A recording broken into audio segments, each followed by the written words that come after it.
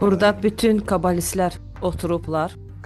Haradaki onlar Zuar kitabında özlərini ifadə edə bilirdilər.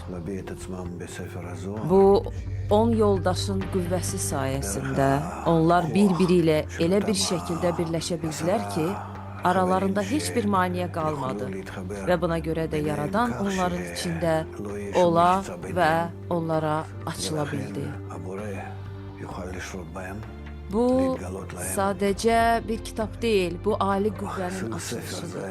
Ona görə də bu kitab bizim üçün ilahi gücün mənbəyidir. Hansı ki bizim islahımız, bütün insan qüsurlarının islah olunması və bizi yaradılış məqsədinin səviyyəsinə qaldırmaq üçün nəzərdə tutulub. Ekranda yazılıb ki, mən xoşbəxtəm ki, elə bir nəsildə yarandım ki, artıq həqiqət elmini açmaq icazəlidir.